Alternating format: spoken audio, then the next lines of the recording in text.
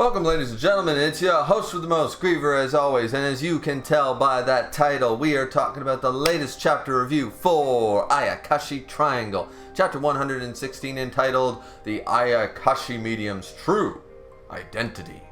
And just like the previous chapter before it, definitely go check out my review on that. 115 was a damn good chapter. This one, not as good, but still quite solid. This is more lore-based. The first, 115, was more like a plot, starting up a new arc, starting up what's the new enemy. The enemy is revealed, the history is going to be revealed, all this stuff. And this one's more about the lore and the history rather than progressing the plot forward. But we need these type of chapters. We need to learn the truths and all that stuff that surrounds the truths. So anyways, and yes, plural truths. There's multiple truths within the truth, sort of idea. But this chapter, it starts off, we finish off the conversation that the Gogyo-sen was having with Matio Kazumaki, Matsuri's mother. And she basically says, she straight up tells them and goes, like, they start to sort of shut her down here. As I remarked in the last chapter, I was like, I'm surprised that she's being allowed to say this, that, and the other thing to them. And she basically just goes, wait a minute. So the Ayakashi medium isn't an actual threat or anything like that. You just are holding a grudge? You're being children about this sort of idea? And they're just like, you don't need to know anything more. This is not the place for you to ask questions. You cannot question us. We are the Gogyo-sen. We are 2,000-year-old pricks, right? So that's pretty much them. And they even have the balls. Here's the funny thing. They have the balls here to basically tell her that that's why we created the corruption.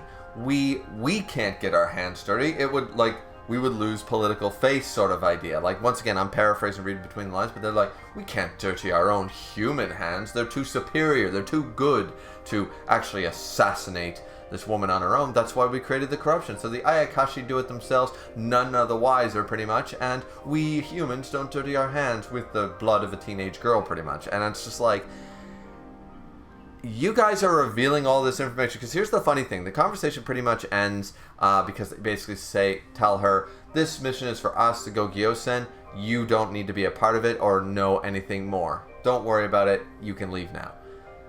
Funnily enough, basically tells this to the mother of the one guarding the goddamn Ayakashi medium, right? Who's in love and blah, blah, blah. And I'm sure they have some idea that it's her son that's guarding the Ayakashi medium currently from all their attacks and threats and stuff like that. They willingly tell her all this. Basically say, we plan to assassinate her through really deceptive means because we're children holding a grudge and we were jealous of a fucking woman 2,000 years ago. And we're still pissed off at every single time she reincarnates and stuff because we lost.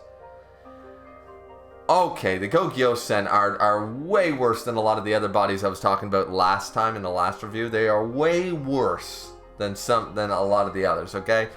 Central 46 are idiots, but they're not this bad. I mean, once again, I haven't read Can't Fear Your Own World and stuff like that, but there's political bodies in a lot of mangas and stuff like that, right? You got the councils or the governments and all this stuff, and they're usually corrupt. There's always a level of corruption to these organizations, these councils. Some worse than this, some better than this.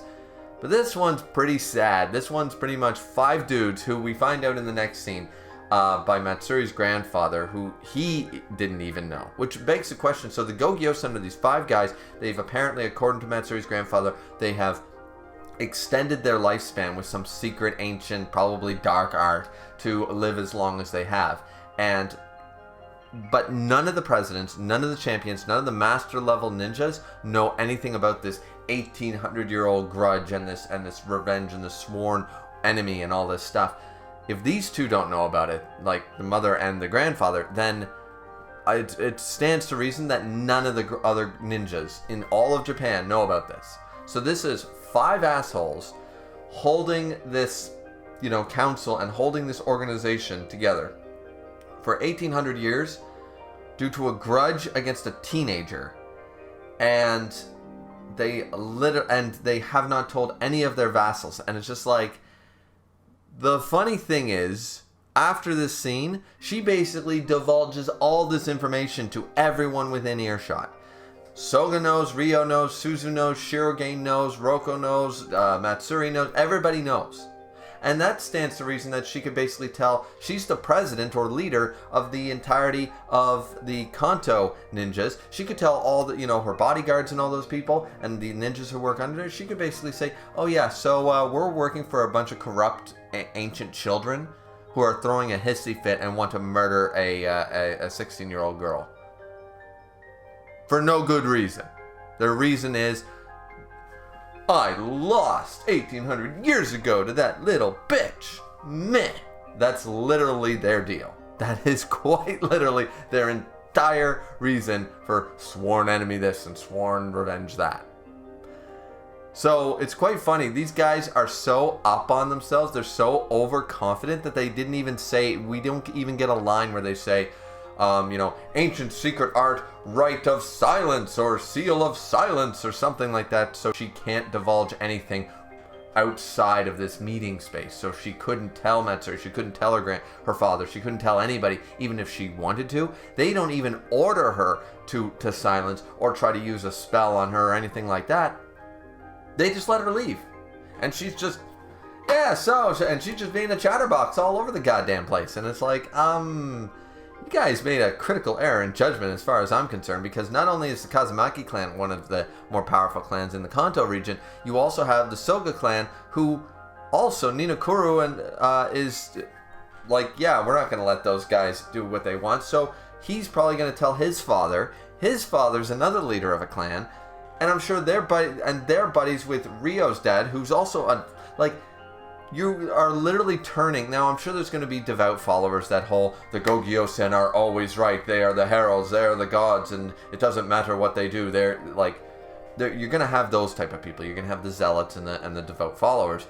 But I would fail to see that most of the ninjas who haven't been told about this will feel cheated and lied to if she starts telling all the ninjas this. So they're kind of shooting themselves in the foot by not trying to restrain her or capture her, or, as I said, a spell of silence so she can't speak of anything past those 4 walls, so to speak, or 5 walls, or whatever that room was. So that's very interesting to me. That's quite interesting that they just let her leave and she spills all the guts to everyone in the next scene. Now, Suzu has a sort of a nice moment where she says, basically, well, that's a relief, because she's a good person. She's like, they're only coming after me. That means nobody here will be hurt. None in the Ayakashi village, Matsuri, nobody else is being targeted. It's just me. Well, that's a relief. It's like no one else will be hurt, so I just need to hang on until they give up. Like, she's not like resigning herself to her fate. She's just like, well, we'll just have to keep beating them back until they finally give up on killing me, sort of idea. Like, she's very optimistic about all this. There is one line in this scene that I don't really fully understand. So we know that these guys are basically ancient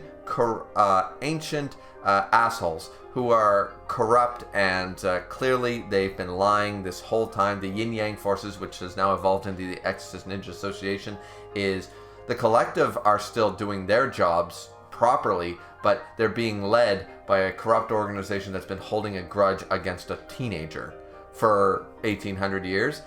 And Matsuri's mother says, I don't have the right to stop what the superiors are doing. What the hell did she mean by that? What do you mean rights? Rights are out the fucking... When I don't care what level of military organization she thinks she's a part of, but if you are a sergeant or a corporal or whatever, use any type of military term. Basically, if your superior officer in any way, shape, or form basically says, yeah, so we are going to murder a teenager and we're going to make it look like it wasn't us. They reveal their whole very illegal plan because they're throwing a tantrum over losing to her 1,800 years ago, and we're going to murder her descendants, reincarnation, whatever, because we want to, because we're childish, we're throwing a tantrum, we're holding a grudge. Where is she getting this whole, you don't listen to that order? Like, you stop. I wouldn't listen. All right, there is a reason the chain of command works, but at some point you have to go, okay, this is why coups happen. I'm relieving you of your command. You are not fit to lead. This is the exact time you don't keep following orders from people like that, okay? So I don't understand this right to, disobeying or whatever. Like, what's she talking about, you know? So I didn't really understand that line. As I said, Ryo shows up and Soga shows up, and they're basically like, yeah, we'll help you out and all that kind of stuff. This is where the last part of the chapter is where Suzu and Kanade actually talk. Shirogane transform. They go for a bath sort of idea so they can have a private conversation, a heart-to-heart, so to speak. And Suzu asks all about what exactly is the Ayakashi medium, what's going on, who was the first one and stuff. So she uses the bath water to project the images so we can see as well. She talks a little bit about the history of Ayakashi, how people have always believed in something. Ayakashi were much different over 1,000 years ago, of course, but they took on the form of like crops and nature and stuff like that because people believed in the earth and the land and the sky, and if you pray that we'll have a good harvest, and if you pray you'll have this, pray you have that, right? So that's what gave them their format back in the day, back in the time. And they believed so hard in a single shrine maiden, and sort of, once again, I believe this is sort of what they're implying, is that within this shrine maiden, they saw the symbol of the sun, the symbol of life, the symbol of hope, the symbol of peace. They believed it was, and I'll try again to pronounce this correctly, Amaterasu. I think I said that right. Amaterasu, they saw within her the reincarnation of the goddess, a human turned goddess, and as a result, like how Ayakashi are created in this universe, they basically made her into a goddess, into the Ayakashi medium, and she was Himako. And Himako, I'm probably butchering that name. Apparently that's someone important. I'm not caught up in all my Japanese history and stuff like that, because Suzu recognizes the name and it says the Himako, and now Kanade says no, not the Himiko in some form or whatever, or she wasn't actually the first Ayakashi medium. She was the queen of the Yamato kingdom. She has the life halo around her and stuff like that. She clearly was the powerful one. She was this, that, and the other thing. But after only 1 year, the Exorcist Ninja Association assassinated her. And so what happened was the cycle of rebirth happened after that, and the new queen, the queen of Yamato, Ayo, was actually the first Ayakashi medium, technically. Like, it's sort of weird because realistically, Himiko is really the first one. She was the goddess in human form sort of idea, and then when she died, it's sort of the chain of events. That's when the rebirth started, the cycle started, the reincarnation started.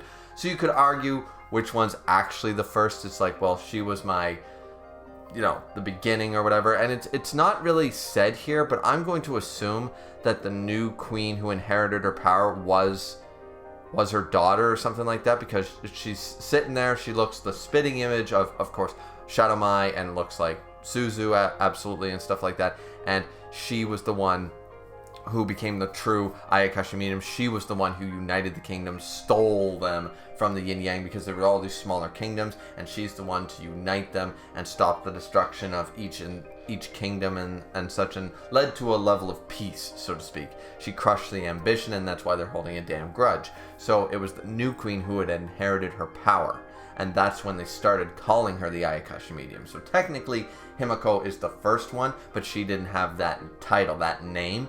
They gave it to her successor, which I believe, once again, is her daughter, because usually, even in Japan, a lot of like queens and kings and stuff like that, they follow in the bloodline, right? And why would she be there with the corpse crying over it if it wasn't her mother? I'm sort of believing that it started, not that of course we know that the reincarnation happens and it's not following a bloodline now, but maybe back then that's how it first started. She inherited the power from her mother. She became the new queen. Because it would seem kind of, what's the word I'm looking for? It would seem kind of coincidental that not only does the queen die, who was, the goddess herself, she dies, she gets assassinated, she dies, and all of a sudden, the one who inherits her power just so happens to also become the queen at clearly such a young age, looks to be about Suzu's age at the time. So I'm going to say that even though it's not said in this chapter, that's her daughter, and that's why she's crying over the corpse and yada, yada, yada. So the last, and that's not really the last scene in the chapter. There's one more with Gogyo-sen, but this is where we get basically how it all went down. The Yin Yang forces, which are the Gogyo-sen, they were trying to, with greed and power, and they were trying to control everyone, destroy all these smaller kingdoms, and create their own big, massive kingdom, of course. And that's just the way it was back then. It was like 1800 years ago. Everybody was at war with each other. They attempted to do this, and they failed due to not only the efforts of Himiko, but also of Ayo, the first Ayakashi medium. And ever since, they've been holding a grudge against her and the reincarnations. So that's quite interesting. We finally have the history or the lore. So that's why I think this is a very good chapter. And then the last scene is, of course, the 5 assholes, the 5 elder assholes sitting around and plotting the death of a teenage girl. And like, they even admit that they're just holding a goddamn grudge. They're acting so goddamn childish. They even says, as long as we exist, the grudge will not fade. It's like, are you serious now? You guys are such children. How childish can guys that are 1800 years old get? You live too long, somebody got to kill these guys. So then we see, it's kind of a cool shot. They're sitting around this fire, and the last shot is that they're going to enact the rite of revenge. So they're going to unleash a super corruption or something like that. But it's kind of cool. They're sitting around this fire, and above the flames of the fire is a black flame, a black fire. Clearly it's implied to be a corruption. But it's the rite of revenge now, so it's probably super corruption or something. Who knows? But very interesting chapter. I really enjoyed the chapter. I thought it was a very good chapter. And as you can tell, this is usually these reviews for Ayakashi Triangle are, around the 10-minute mark. This is probably going to be more closer to the 20-minute mark because there was so much to talk about. We got a lot of lore. We got a lot of history. The plot continues. The plot thickens, ladies and gentlemen. Getting thick, thick, thick. So, like, I don't know what, but anyways, fact of the matter is that I've really been enjoying these last 2 chapters. They're quite good. I hope you guys have been enjoying them as well. I think they're been very good chapters and such. So once again, like, comment, and subscribe as always. It's very much appreciated, and we will see you guys back here next time for Ayakashi Triangle chapter 117. Looking forward to it. Know you guys are too, and we'll see you next time. Have a good one. Bye bye.